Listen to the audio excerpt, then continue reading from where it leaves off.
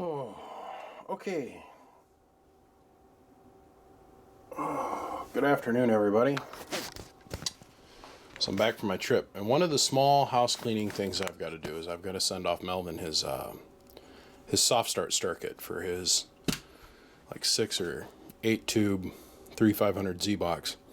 He says to me the way it was wired isn't, he's got a big contactor on or a big breaker on the front of the box, and he clicks it on, it goes dong. And he said 2 or 3 times where it just wipes out his diodes. And the reason that causes that is that the capacitor that's hooked on the other side of the rectifier ring is a dead short if the bleeders are doing their job right. So all we're going to address in this video is not the whole soft start circuit. If you guys want to check that out, just type in BBI soft start circuit, and you'll get it. It's had 6,000 or 7,000 views at this point. What we're going to talk about specifically is just the part that you're going to wire into your box, Melvin. So these are the 4 parts that I'm going to send you for a soft start circuit. I'm going to send you 2 contactors, which is absolutely necessary, your time-on timer, and a resistor that's going to act as a load cell. So we'll start here at the back end of things, and I'm going to send it to you with all these wires attached to it. I found that if I try and write out a schematic and I send the schematic, I still get a phone call. The guy goes, how do I hook it up? I spent another 2 hours on the phone with him, explaining to him exactly where every single wire goes. So let's give you a visual top-down rundown. This is going to be in. Now, please note the wires aren't to the gauge size that you need to use, Melvin, on the 220 side. The black and the white wires here. You're going to want to go with bigger gauge wire. Okay, preferably like 10. Okay, so you're going to bring your leads in. You want to split your poles.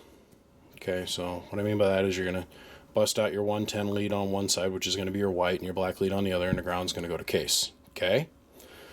But you're going to bring those wires and you're going to split them here.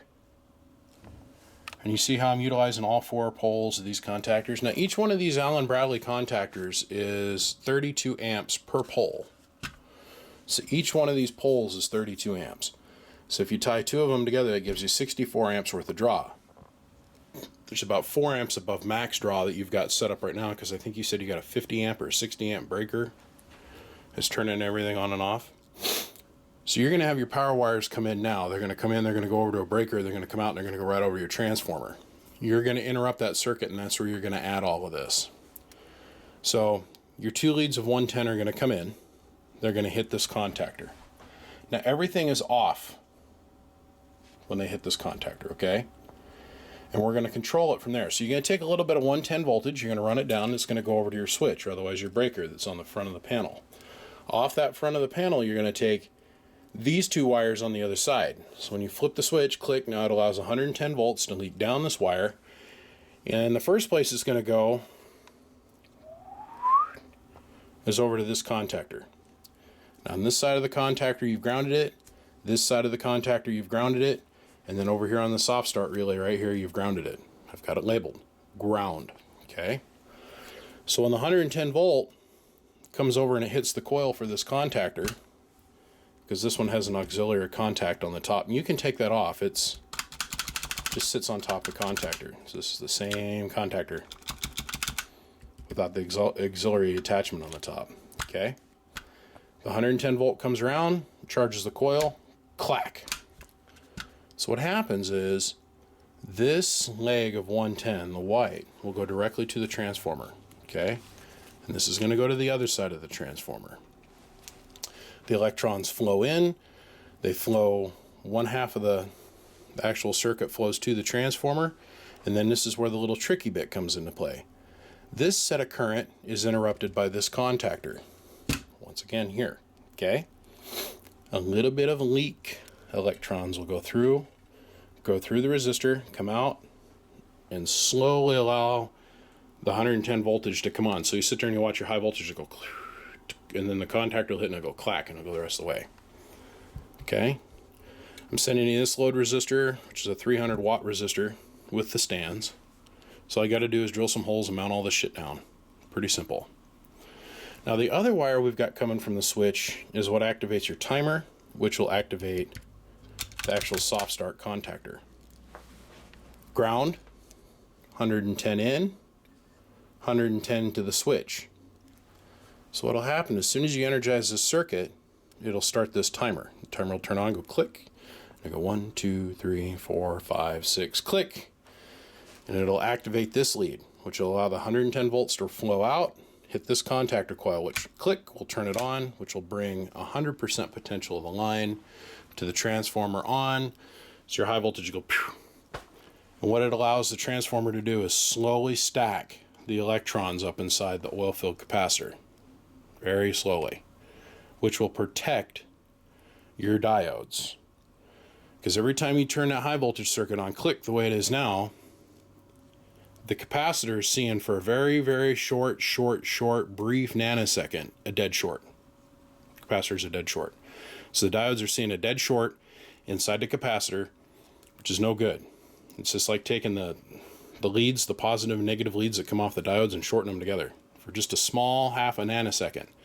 But you do that, click on, click off, click on, click off, click on, click off, click on, click off, click on.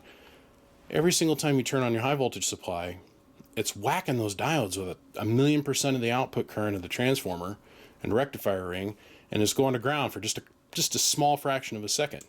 And this allows us to overcome it. Your time on timer is rated in seconds. Run it about 3 or 4 seconds, right about there, and you'll see it'll come on, click, and then up, pink. It means it's passing 110 volts. Now I've got all this wired just the way it should sit.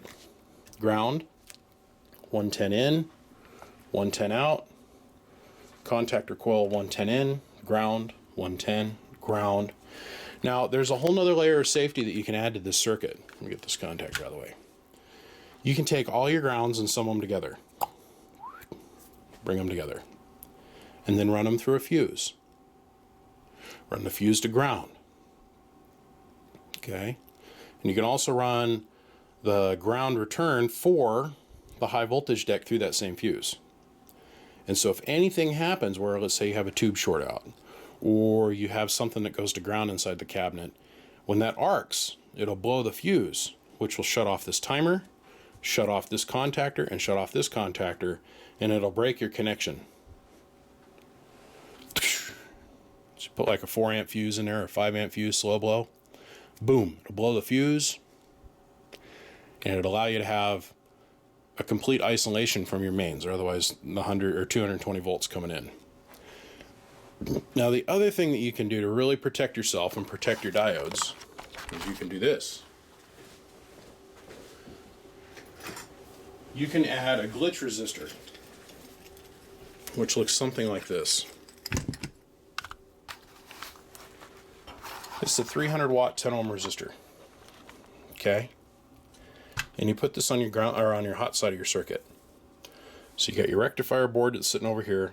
The positive light rail comes off, goes to this contact on the resistor, and then comes out, and then goes onto your capacitor bank, and then over to your tubes. This acts like a big shock absorber, just like this does. If there's a glitch that happens in your deck, this resistor takes 100% of the load, the dissipation load of the arc. Instead of that getting transferred back to your diodes and blowing up your diodes, okay, this resistor takes the shock. And there's a huge electrical pulse that takes place there when something shorts out inside the power supply. Between this circuit and grounding, pulling all your grounds together, I'm not saying you have to, because most guys don't even bother with the resistor or this glitch resistor I found. You don't have to have any of that stuff. That's just protection, just in case something does happen. So the way I'm sending this to you right now, Melvin, is wired up just the way you have it now. Ground, ground, ground.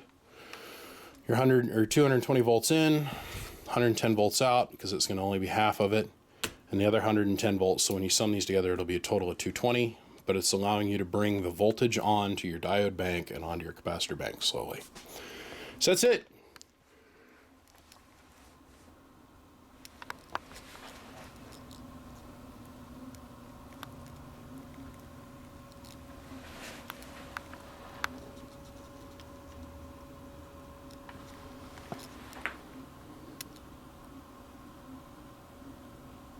Okay, buddy. That's what I'm sending you in the mail. I'm going to throw it in a flat rate box and send it on to you. Gentlemen, my name is BBI, and without a shadow of a doubt, I am the biggest mud duck in Idaho. Come check us out, www.bbiamps.com. Come find me on Facebook, Twitter, Snapchat, and, of course, right here on the YouTube Gargler. Make sure to click subscribe, and if you can, or if you're interested, get the alarm switch, hit the little bell that's down here in the corner, and it'll notify you when I do cool shit.